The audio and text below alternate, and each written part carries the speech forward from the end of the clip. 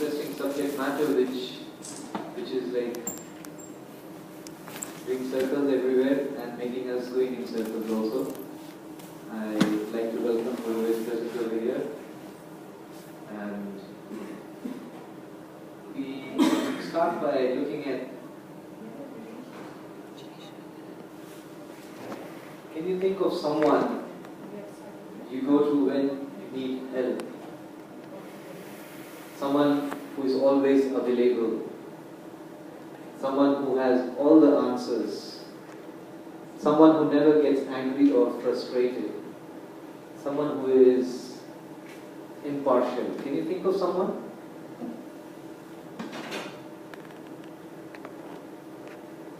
Just have a quick guess. Who can you think of, when you need help? Who do you think of who has all the answers, who never gets angry or frustrated, is always there? Who is it? God. Sorry? God. You're a bit old-fashioned, I guess. Yeah, okay. I mean, that's the natural thing which you think of God. But nowadays in society, people are looking for something else when they really need some. If you've got some project work, you have something else, you are looking for someone else. And that someone is Shri Google, the Reverend Google. People look at, if there's anything they want, they just say, Google it, If you want to look for something, you want to search something, they say, Google it. And it's kind of an official religion nowadays. It's called Googleism, and we have a lot of things in there. Rather, I would like you to tell me, what kind of qualities does Google have that we can consider it to be God? What can we look at Google? How can Google qualify to be thought of or perceived as God?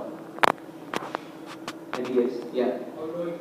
It's all-knowing. Very good. You can access it Easily approachable. You can access it from anywhere and everywhere, yeah? It's expanding. It's expanding. But, okay. Like the information on it is always expanding. It's like infinite. You just can't measure what is on Google, or rather on the internet. When you're talking about Google, it's going to be Google as well as God. Google as well as internet. So, okay, what else? Why do you think it's approachable? Something more than approachable. Accessible, approachable, knowledgeable, what else? It's present everywhere. As long as you have electricity and internet, you just get a laptop and you can access it, is it? Easily approachable, all knowledgeable. It has vast information on it. It's like you just can't get to an end of it. It's impartial. This is something very important about Google. Anybody, rich, poor, black, white, orange, green, aliens, whatever, anybody can approach Google and it will give you the same result provided you are searching on the same day, with the same criteria, basically in a time frame, you'll get the same results. It is something which knows all languages. Whatever page you get in Google, you can translate it. There is an option where you can translate from one language to the other. It is omnipresent. It is all over the world. Some people say, oh, Google, it's so dependent on electricity. If there is no electricity, it cannot work. It's just like, when the sun is shining and there's some clouds which come out across, you can't see the sunshine. But that same way, if electricity is not there, Google doesn't die. As soon as we have electricity, Google comes back into action. So,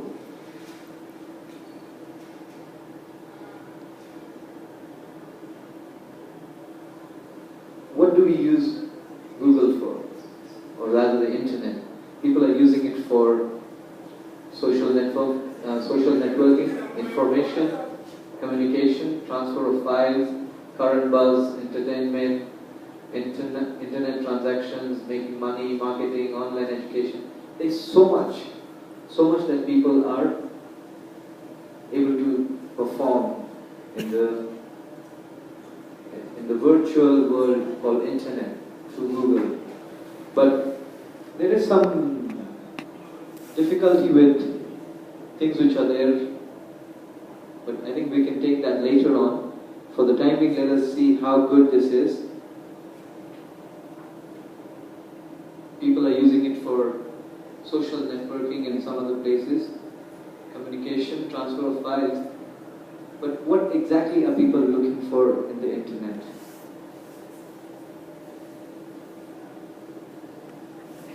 Any guesses? Top 5 searches in 2012. What did people look for in Google or in the net?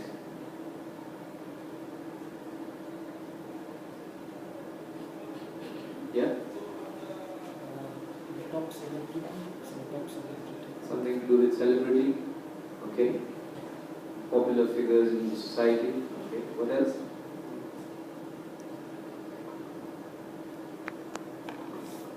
Sorry? Recipes. Okay. So that could be top 5. Yeah. Pornography. Pornography, yes. Definitely there are some people who are looking into this. Welcome.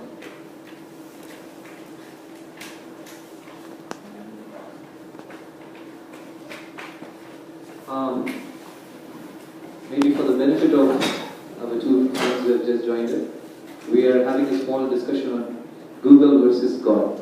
So at first we have discussed like what exactly Google is and like how powerful of a tool it has become. So it's something which is like Google and internet is like one and the same thing. Without Google as a search engine, you can hardly get to what you want from the internet. It's a very powerful tool where people are sharing videos, they have photos, social network, news, finance, music, instant messages, email, that is transfer of files, a lot of entertainment, and there's even something very interesting, online education. So Google and internet are being used for these good things, but what are people really searching on the net? Let us look at some stats. What exactly are people looking for in the internet? Someone said pornography, someone said recipes. Yeah. Entertainment. Entertainment, they're looking for entertainment. Yeah, very much. What else? Sorry? Can you give us some ideas what people are looking for on the internet? Yeah, you can. It would be nice if you can contribute. Eh? Yeah? Sorry? Research, okay. Yeah, it's a very powerful tool, research. That means you're looking for some information. Okay. Yeah? Music. Very good. Okay, let's get to it. What people are searching. Facebook was number 1. YouTube, something like Gangnam Style. It went really viral, and free was like the number 3 most popular word which was searched for. Free, what? You can just, when it's free, you want everything. So it's like, it's got everything to it. And download, free, and after free is download. So people want to have they want to download things. Hotmail, that is keeping in touch with people. And Twitter, people like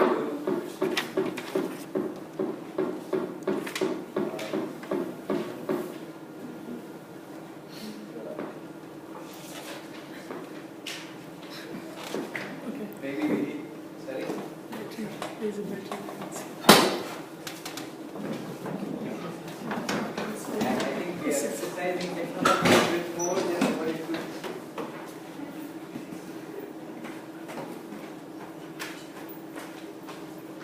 So, basically this is what people are looking for in the net.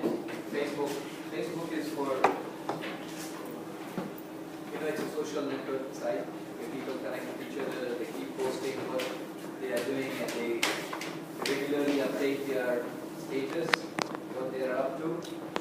There's music, entertainment, exchange of files, data.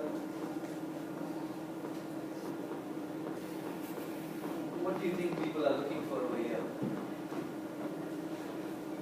In essence, if you see, what exactly are people looking for?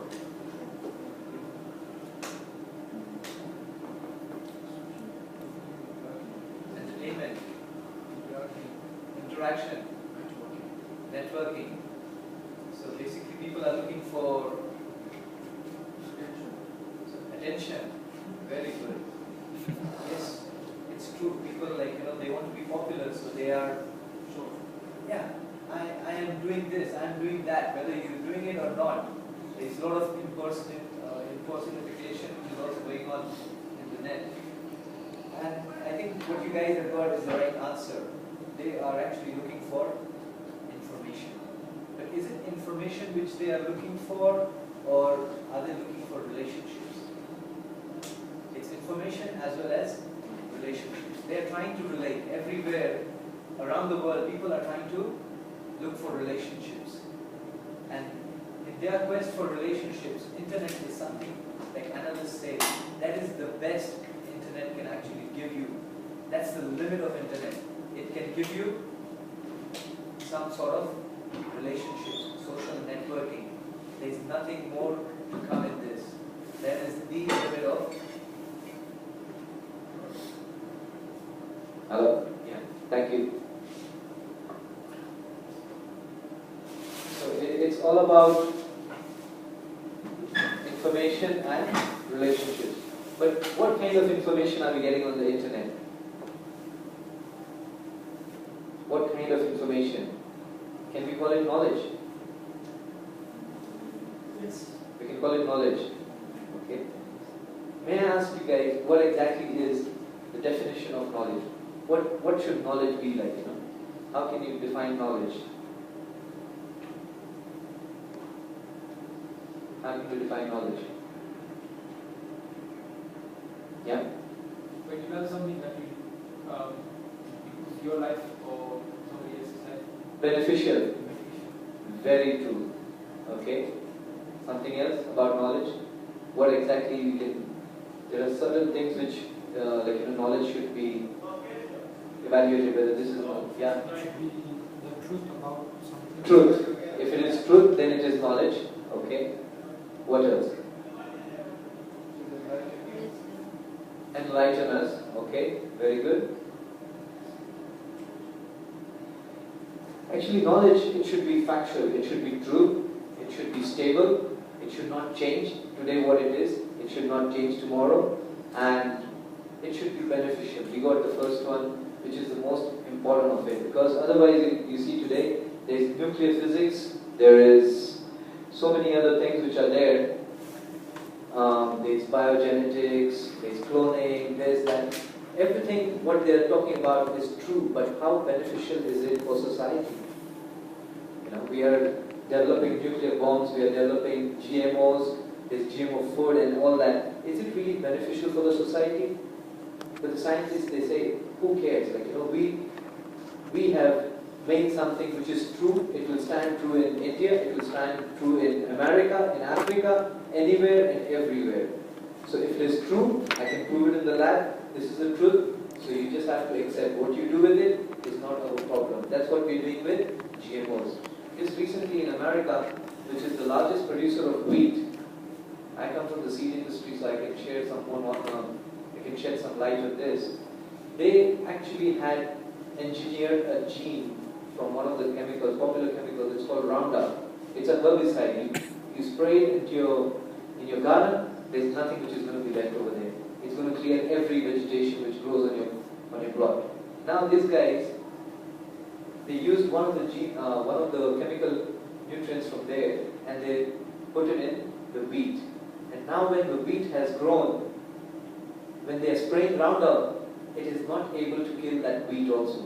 So basically this wheat what is coming from America now, and Japan being the #1 importer of wheat from America, it has banned American wheat. So very soon we are going to have a crisis in wheat. Why? Because somebody thought we can make wheat which is resistant to so many things. but end of the day, that wheat itself has got such a chemical which is causing cancer, which is causing so many other diseases. Everything is true about that, but it's not beneficial to human society. But knowledge is something which we should always have, something which will be beneficial for everybody. This is what internet and networking is doing. After all our online chats, it's great to finally meet you in person. Same here. And they are sitting across each other and they're using a laptop. This is what is very common nowadays. We see with a lot of people. Two friends, they go out for a date. One guy gets date or an evening, need not be a guy and a girl. Two friends, they just go out for an evening. They want to spend time together. Next thing you know, one guy gets a call on his mobile. He's walking, he's talking, oh, I'm here with so and so, this, that, what. The other guy is feeling left out. He also pulled out his phone. Why I'm not getting any calls? So he makes a call. What's going on? Why should I be left out? And finally, what happens?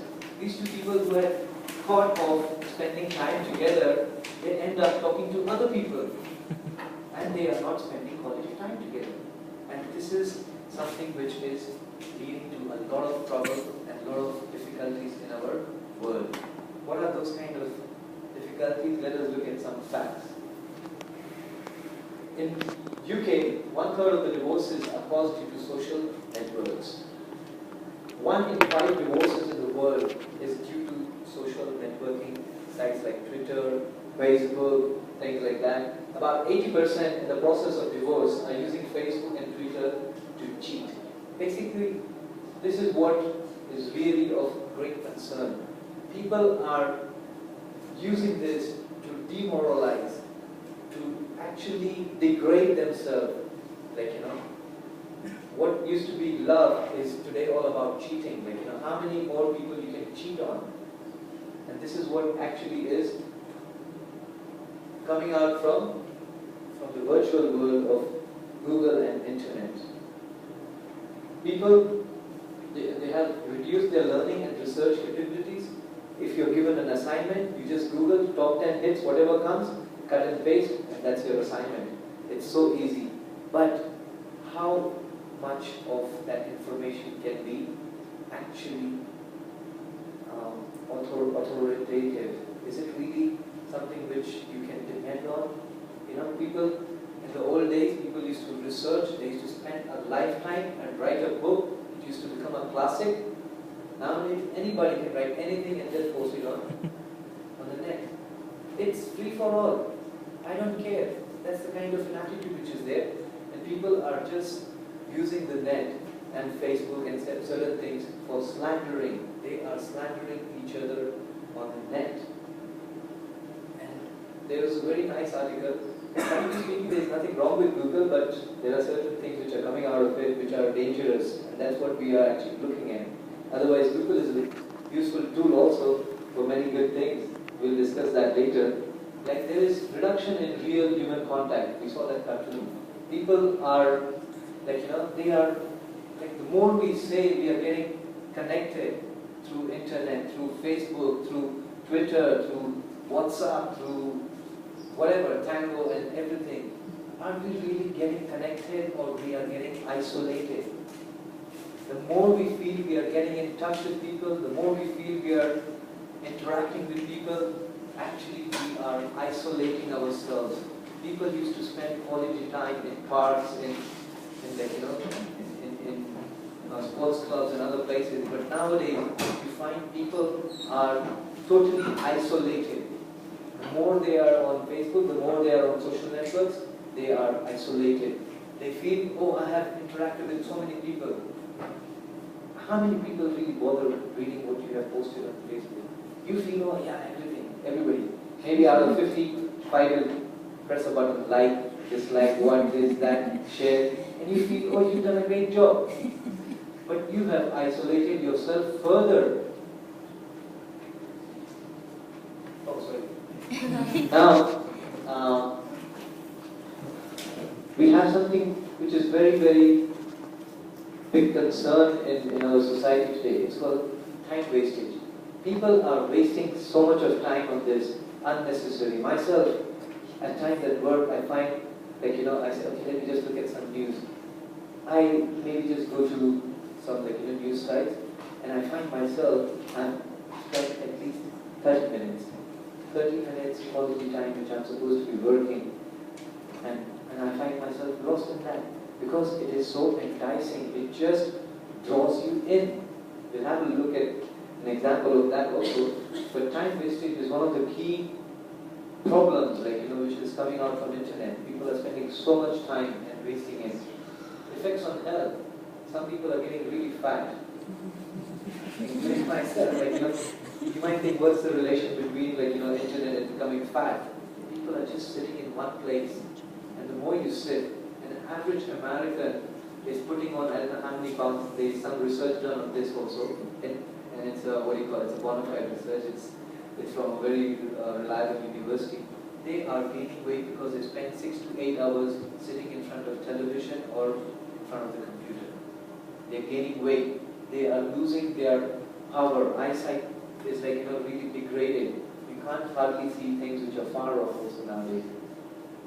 And there is cyberbullying which is there. Cyberbullying, we might have read about a case recently, a 15-year-old girl. She actually, it's not actually bullying, but you can say she was cheated upon. Some guy, he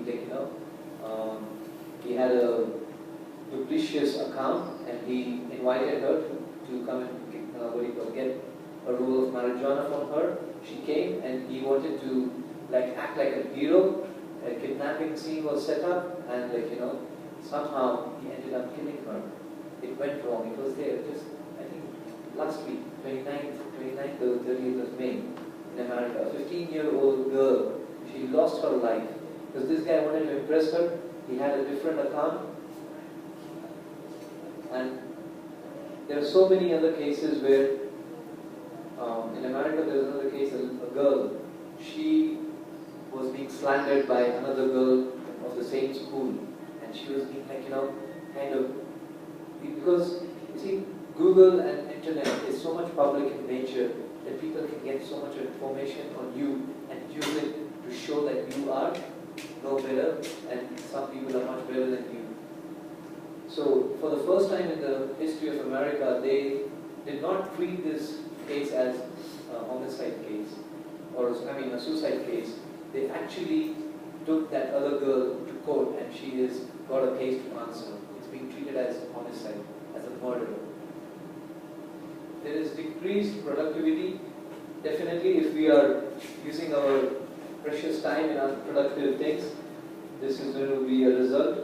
And privacy, it's becoming an issue. People are finding it very difficult to, something like Facebook also. It is changing its settings and so many other things. What the privacy, what are those privacy terms and conditions? They're changing it so often. They are changing the outlook of their social network, and it is bringing in more problems about privacy. But people are still becoming kind of crazy in this world. There is, I don't know what kind of reason people have seen, but they are worshipping Google also.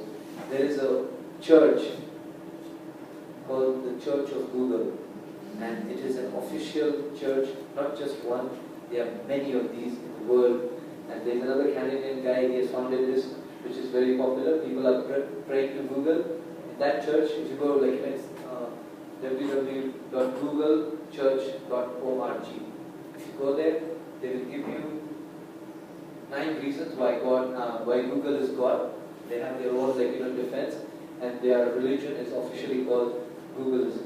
People are praying to Google. And let's not be surprised. Maybe a few centuries down the line, forget generations, after a few centuries, we are definitely going to have somebody who will say, no, this is what the religion of the day and age is going to be. Because people are going to believe more in this, because they can easily connect. Otherwise, God is so abstract, they say. God is everywhere. God is nature. God is this, God is impersonal. Google is also, Google is there right now, you can see it. You can actually engage and interact with Google, and you can actually get your prayers answered. But with the information which is on Google, many times, information is not so important. The source is very important. How many times do we find that on Google we have information, but that information does not have a authoritative or proper source? There's so many articles. God damn knows, who is this guy? He just writes his name. Who is he? Is he an authority on that subject? But he just writes. Because he has an urge. So he will just write. Like, in that case, if the source is not right, that information and that knowledge is very dangerous. Even if, for example, our mothers, they might not know everything about a subject matter, but because it is coming from the right source, even if that information is incomplete, we can trust that because her heart is in the right place. But over here, we do not know what exactly is the intention of the other person. Like we said, people they can gather so much information on you. What's your salary? What's your height? Where you stay? What you like? What you dislike? And they just allure you with that, and there you are. They have a different ulterior motive in mind, and they get you with that. So, is Google God?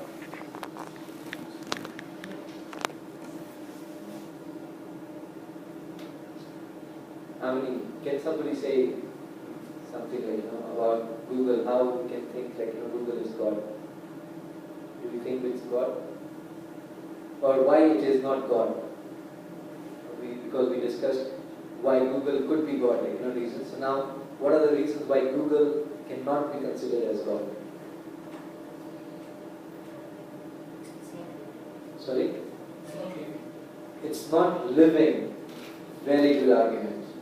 Okay? It's not living, but you can interact with it. It is something which responds to you. But still, it is, I get your point, what you're trying to say. It's not living. Yeah, you're saying something? It was created after us. It was created after us and by us.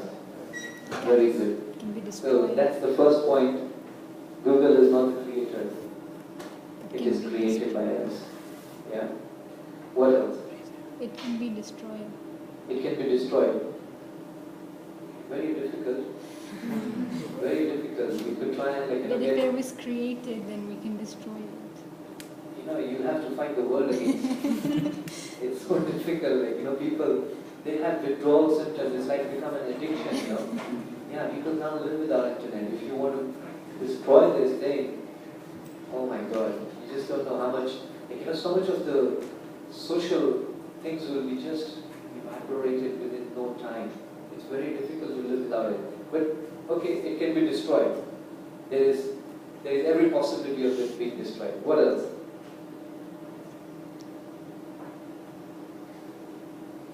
What else? Why Google can't be God? Yeah. It's not perfect. It's not perfect. Okay, it's not perfect. It's a bit arguable. We can debate on that. It's not perfect, but it's close to perfection. It has got so much of knowledge, but like we said, it's got so many flaws in it also. Okay, what else? Yeah? Can't cause earthquakes or tornadoes. What do you mean? What can cause? Google can't. Google can't, but what can cause? Then God has control. Oh, very good, very good. But God doesn't cause it for fun. Okay, or to give us suffering. But yeah, what you said is Google doesn't control the weather. Google doesn't control the nature. Anything else? Yeah. Depending on internet access. Oh, it's dependent on electricity and internet. Yeah, very good. What else? Google cannot destroy, as in it can't. Google can't destroy something. Oh, it cannot destroy something, it cannot harm someone. Yeah. Oh, that is one of the commandments they have in the church of Google. They say Google cannot do any evil. Believe it or not, you must visit that site. instead of search, they have written pray. You pray to Google. That's how they're doing things today. It's a bit weird, you're laughing at it, but there are some people who seriously follow this thing, It's become an official religion. Okay, let's get quickly to this. Google is not a person. There is no person who exists with that name. What you said, he is not living, is almost something close to saying that. It's not a person, it is something very impersonal. So, Google was created by us, we were created by God. And when we say Google is not a person, what we are trying to say is God is a person. God is a person whom we can approach. And how do we see God? Can someone say, what exactly is the definition of God? Who is God? Generator, operator, destroyer. Very good. Generator, operator, and destroyer. Okay? What else? We've got 3 of them straight away. He's the richest also, isn't he? But let me ask you something.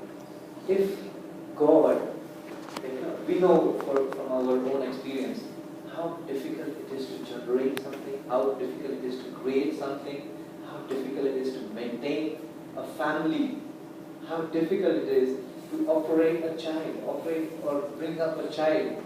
It is so difficult. I mean, we are children also. It was so difficult for our parents to let me close this door because I think it's getting too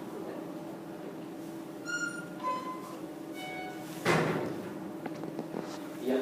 So basically, when God is not doing this creation work or destruction work or maintenance and operation work, what do you think God is doing?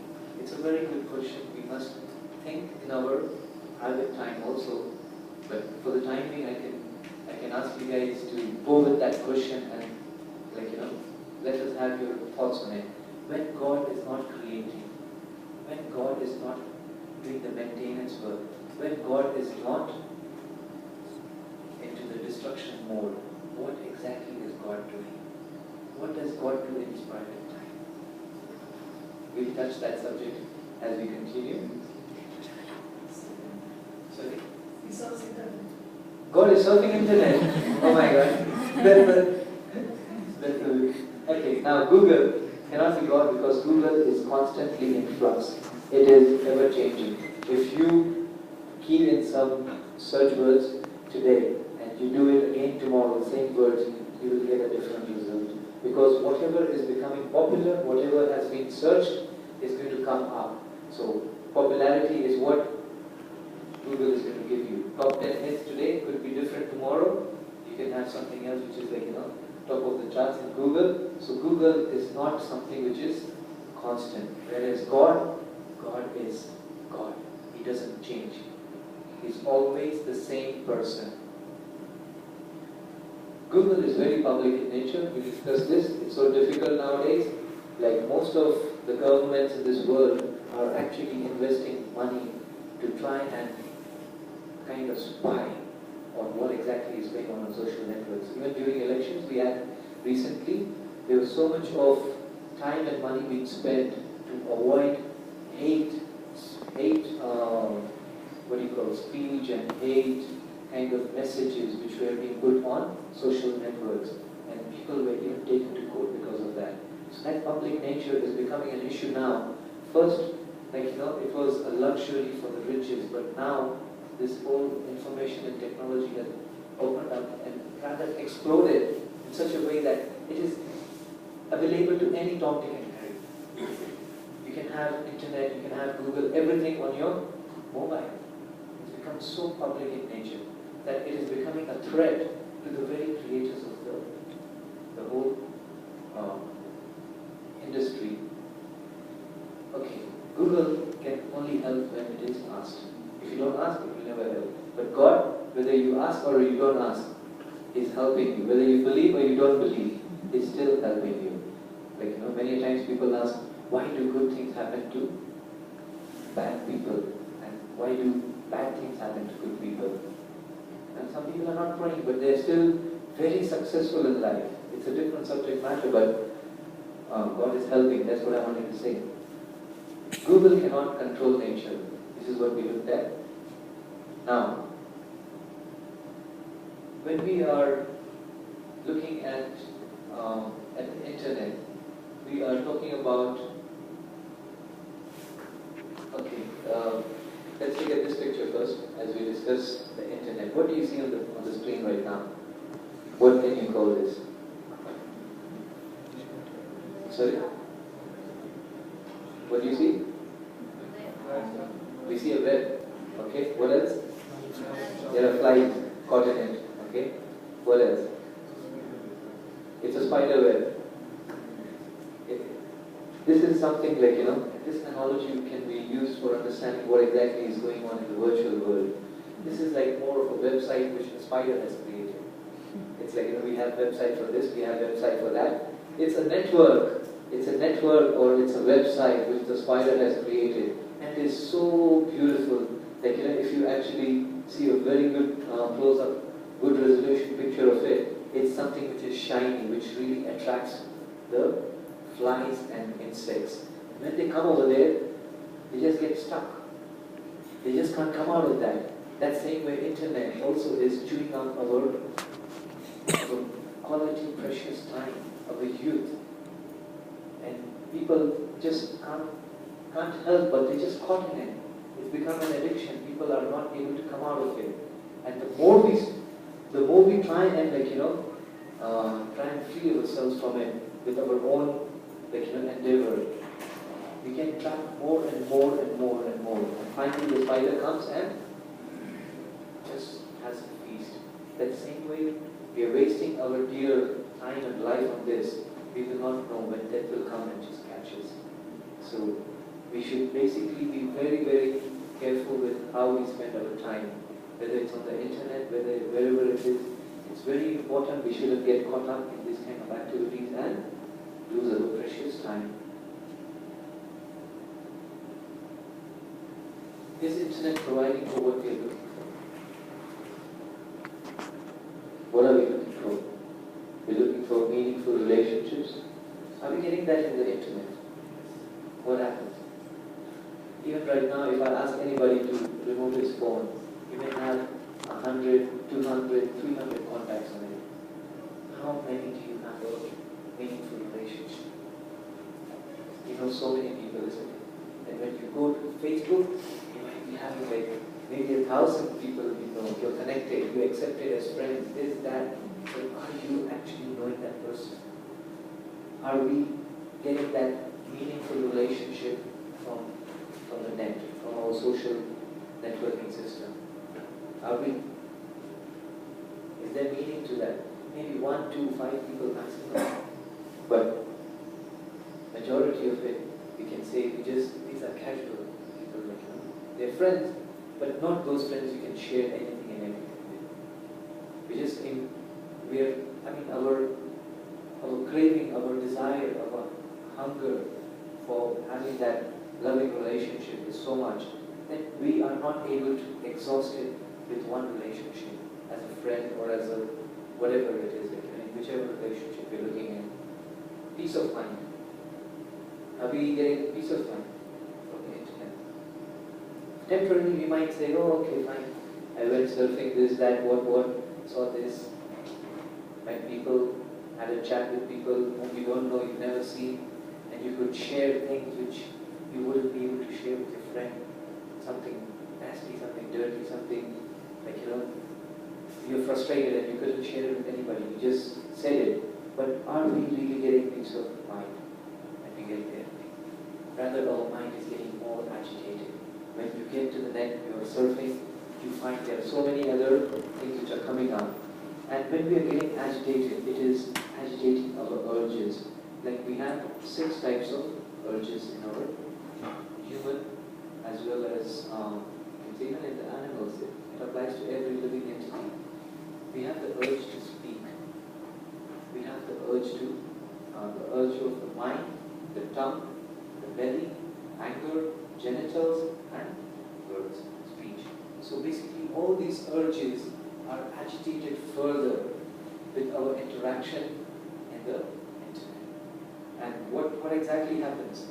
After that, we are not able to be satisfied or content with anything. Because once we are agitated, you have that urge to speak. So, people on Facebook, oh, I went for a haircut. This is how I look now. Who cares? Who cares? Out of your 500 people on your list, who cares you went for a haircut? People are just, that urge to speak is there, that urge of being popular is there, that urge, of name, fame, recognition. It's coming up in such a way that, people are putting anything and everything on the left on Facebook. They are updating every second, every minute. What they did last night, what they did for that party, and what they wore, and this and that, and share a picture, and all crazy stuff. So, satisfaction. How can we actually get satisfaction in our life? Is this, satisfaction is something which is based on something really solid, something really strong. With all these urges which have been agitated with our interaction with the internet, we find that there is a deep hollowness within. There is something which is very empty and very frustrating. We are not able to achieve by giving so much of our quality time to the internet. And what happens when we are empty and all that? We need more and more distractions to try and fill in that. We try and we say, okay, maybe today I did not get the best out of the internet. Let me try it tomorrow. And we try further and further, more and more, but we do not get satisfaction, because satisfaction doesn't come from things which are inexhaustible. Satisfaction doesn't come by engaging our senses in things which are temporary.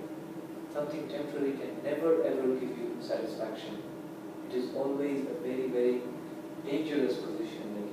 If somebody is employed, when you're employed, you're on probation. All that 3 months, 6 months, whenever you're on probation, you're always on your toes, because you never know when you get fired. So, satisfaction comes from things which are permanent in nature. When they are not permanent in nature, it doesn't give you satisfaction. Uninterrupted and unconditional happiness. We are looking for this, but it is not coming because we are actually engaging ourselves with temporary things. Does internet give us a solution to our primary problems of life? Disease, old age, death. Does it give you that information? To a certain extent, it can help you with some spirituality. But it doesn't give you the whole what do you call, the whole solution of it. It actually just gives you information on X, Y, Z. It doesn't give you information of how to overcome this. Because most of the things which are there are dealing with the bodily concept of life in the internet. It's just aggravating your urges. What is the problem with relationships in this world? Can we have some solutions on this? Because we saw that when we are actually going to the internet looking for relationships. So, what are the problems which we are having in terms of relationships in this world? Yeah? Lack of trust. Lack of trust. Very good. What else? Sorry? Lust. Yes. Lust also is a big problem because it's driving people crazy and people are acting in degraded ways. Yeah? What else? Yeah? Envy. Envy. Yes, there's a lot of envy. So, yeah, that's a very good suggestion. Envy. Yeah? Selfish motives. Selfish motives.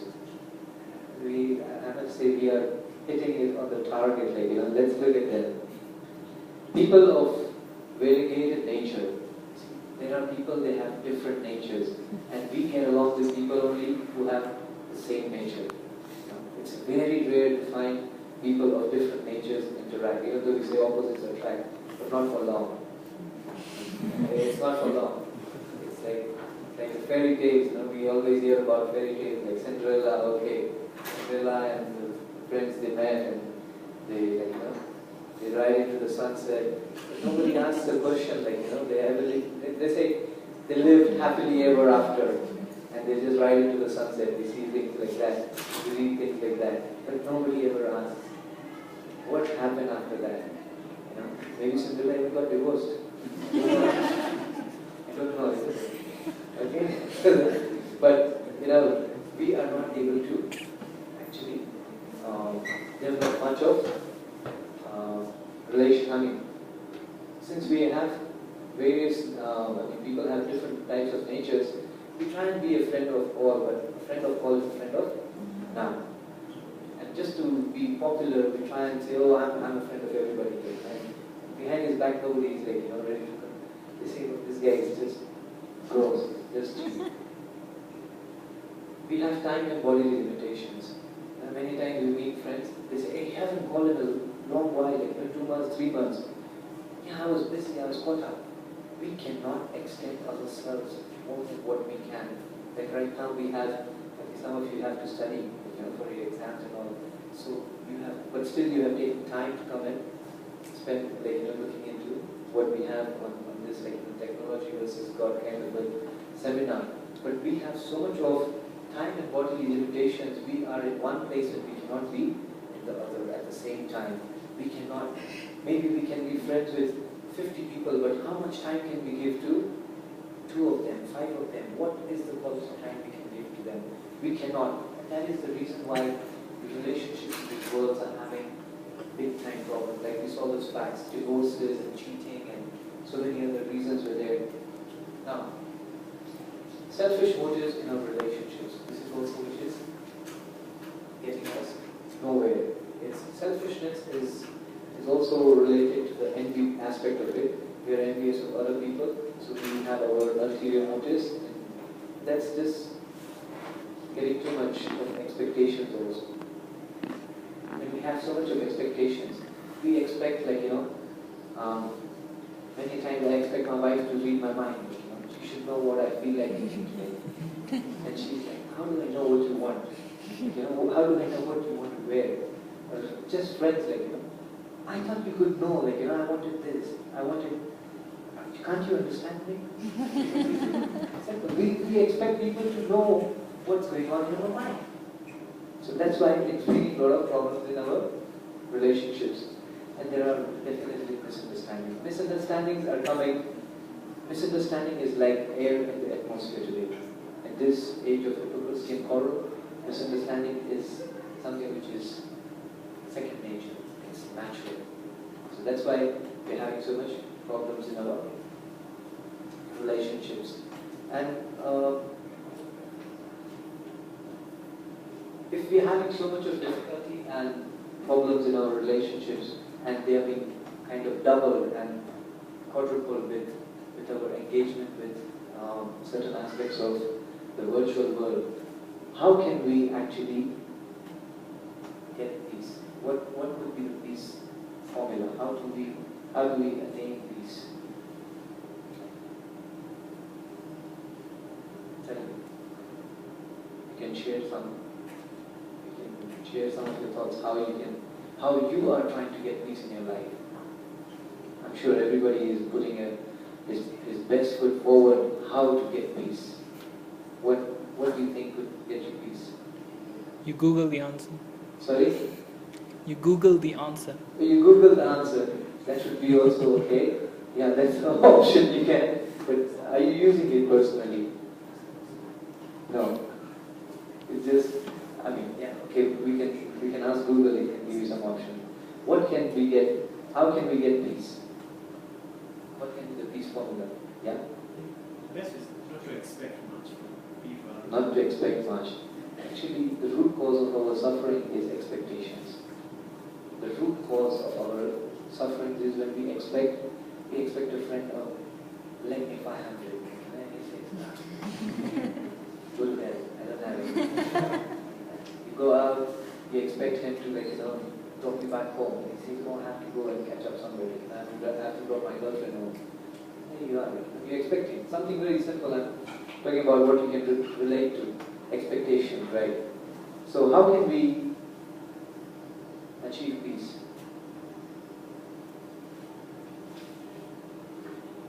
You need to keep time, right? Okay, simplicity. Simplicity is the prerequisite for getting peace in any form. Because if we are simple, we solve a lot of problems in life. Simplicity also means not to be capricious. But what exactly does simplicity mean? Simplicity means we are happy with what we have. We do not need so many things to be happy. That is what simplicity means. Simplicity doesn't mean the way to become happy is not that, okay, iPhone 3S, 4S, 5S, that's consumerism. It is actually becoming a way of life that the more you consume, the more happy you may become, but it is not giving you that. The more simple you are, the better off you are, and more peaceful and happy you can be in this world. Integrity. It is so important that we choose to be honest, even in provoking situations. Srila Prabhupada used to say, the greatness of a person can only be evaluated when he is put in a provoking situation. Otherwise, in normal days, everybody is great. Only when a problem comes, how we respond to it, how we react to it, our greatness comes about. I remember, I think in 2007, 8 or 9, I don't know when was this, there was a hurricane in US, Hurricane Katrina. Yeah? At that time, I think it was in, I forgot the place,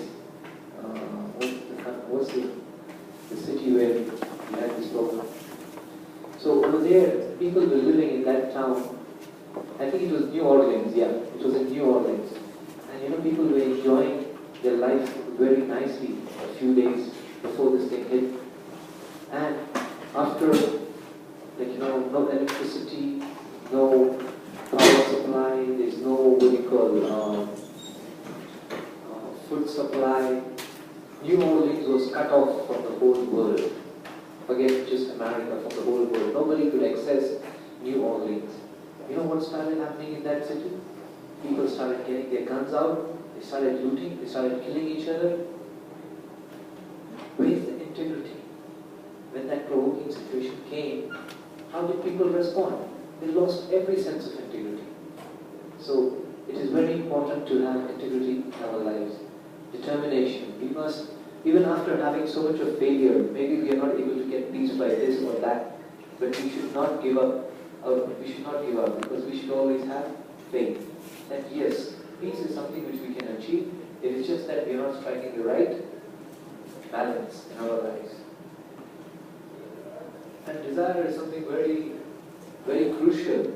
If you have a desire for something, it's that desire which is actually going to propel your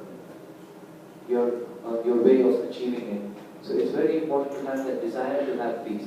Otherwise, some people say, I don't care, let me just drink to it, let me just indulge in intoxications. I find peace over there.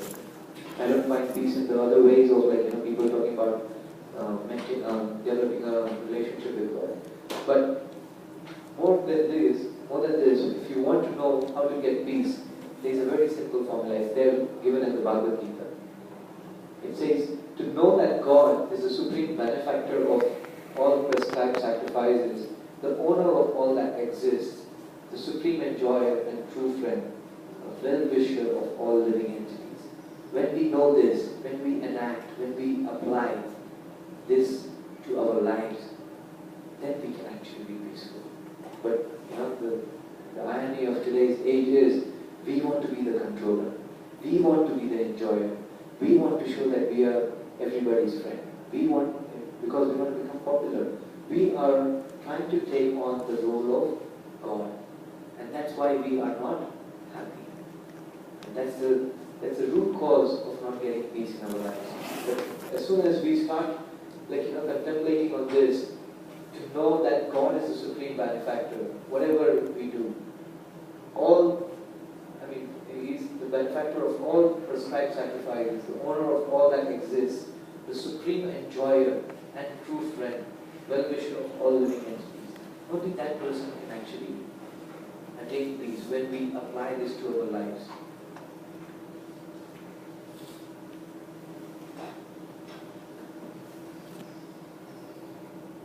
Real relationships. How do we again embark on this thing called real relationships? It's something, relationships are very, very, very dynamic. You really have to give a lot of your time to actually work on a relationship. It's not something which, okay, I'm your friend. Your friend, and a friend is in need, you really have to be a friend. A friend in need is a friend indeed. You really have to stand up. You have to help him out. You have to, even a mother and child, even that relationship, things are give and take. It's so dynamic. So, how can we achieve real relationships? Sorry? Honesty. Okay, very good. What else? How can we have real relationships in this world? Yes? Yeah? Not expecting much. Not expecting much. Okay. Let's take it this way. We can actually have real relationships when we rise beyond the bodily concept. When we rise beyond the bodily concept, in our previous discussion we were talking about the body and the soul, that we are spirit, soul, and not this body. This body has so many designations. I'm American, I'm African, I'm Indian, I'm a Christian, I'm a Muslim, I'm a Hindu. When the spirit soul was born, it didn't belong to any religion. It just found itself in a family, and whatever they practice is what we think is our religion. But bodily concept of life is always going to lead us to relationships which are not real. Why? Because the body also has a limitation. Just think of it when you were in primary school, or maybe when you were in KG school. Let's start from toddlers. When we were small kids, we had so many friends. Did we or did we not? How many do we know now? Where are they? But at that time it was like, you couldn't stay without that. You had a common teddy bear you would share. And now you don't know where that guy is, and you don't care much. Then you went to primary school. You had so many friends there. Then you went to secondary school. You had so many friends. College, university. I'm working for the past 15 years now. I hardly see my friends who were there with me in high school. We used to drink together. We used to do things together. Now, I have a different life and they have a different life. They have a different profession, I have a different profession. Maybe we see each other maybe once in 2 years or something. Maybe we bump each other in Nakaman or some other place. So, till the time we have this bodily concept of relationships, we are never going to have it. Even if, a husband and wife, they are married 60 years, 70 years, it's a great compromise. It's not just a compromise. I can see my wife looking at me like, what's going on? You started talking compromise. No. But even if you have that real love for your wife, your real love for your husband, for your friend, how long? 50 years? 60 years? The body is going to come to an end. So is that relationship going to be there forever? What I remember of my father is 16 years now, he's dead. I think of him maybe, it's not like a regular issue. I can't think of him on a regular basis. That was a father, a person who actually brought you to this world. I love him, but you should pardon me. I have so many other things which have kept me engaged. I have to think about those things. I can't sit and think, oh, my father like this, that, what? No. life continues. So till the time you will have this bodily concept of relationships, you will not have a real relationship because it will come to an end in certain time.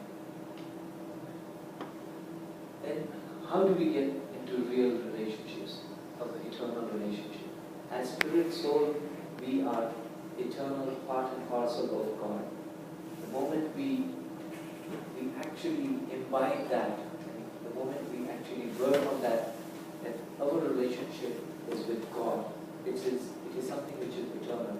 We can rejuvenate it. We can actually put life into our lives by getting into the right track with our eternal relationship.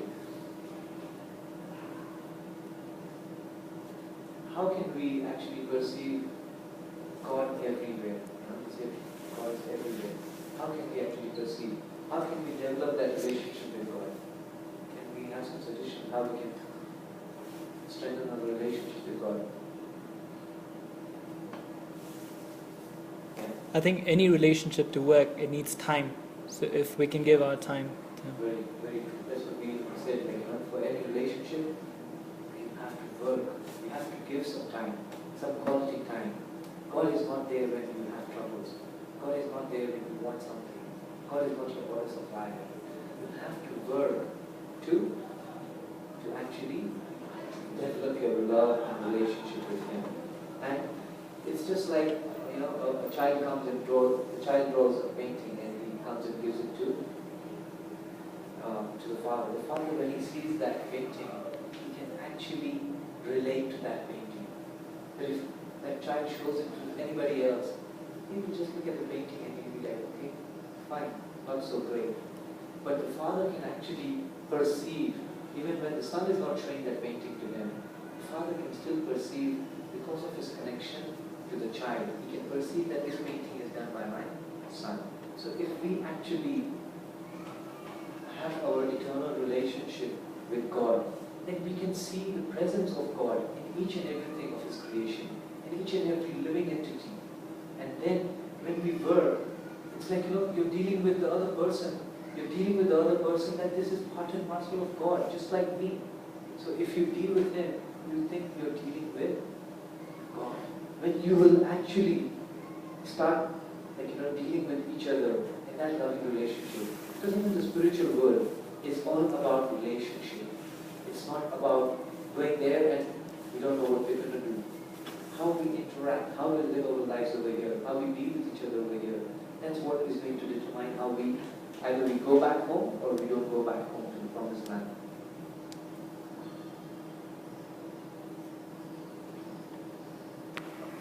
Living in harmony with technology. This is something which we need to learn, because technology is not bad. Do you think technology is bad? I'll give you a very nice example of what happened today. Mukund and myself, we actually do the slides many times. We do it together. He's the makeup artist, and even how things flow and everything. And it so happened he had it yesterday, but he got late from work and he couldn't do anything about it yesterday.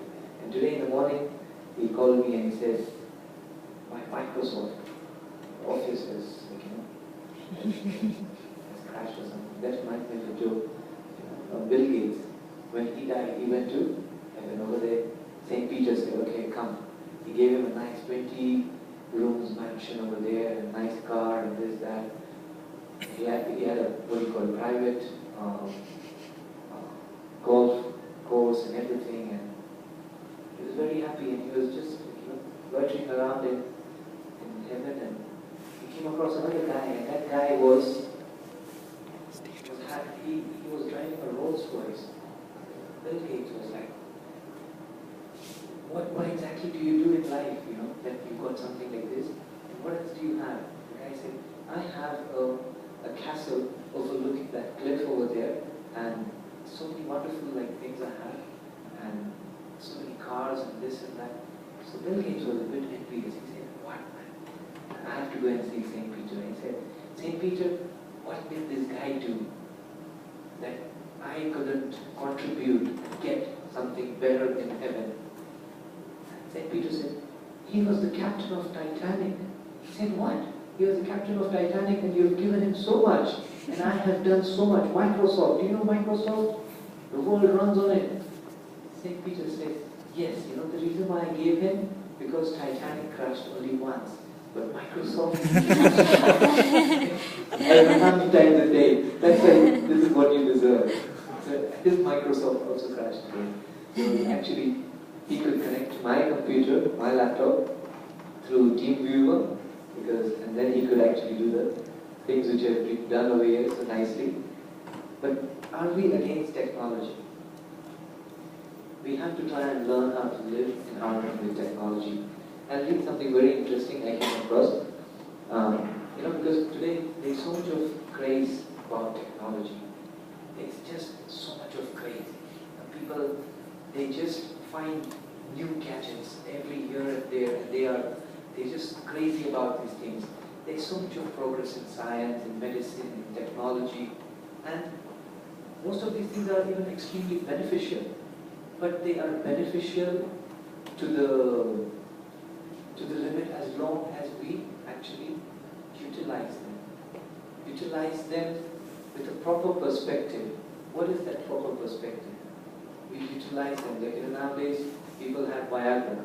Is that not science? It's people who couldn't do things that way, and now there's so many other things, But that advancement which has been there, if it is not in the right perspective, if it is not based on the foundational perspectives of our real values and on the spiritual basis of our existence, then all that is going to just create a more and more deeper craving for more and more and more things rather than real meaningful relationships. So then it will be like, instead of loving people, we love things. And it should be the other way around. You use things and you love people. So why we are actually going into that kind of a scenario? Because we are loving things and we are using people to get those things.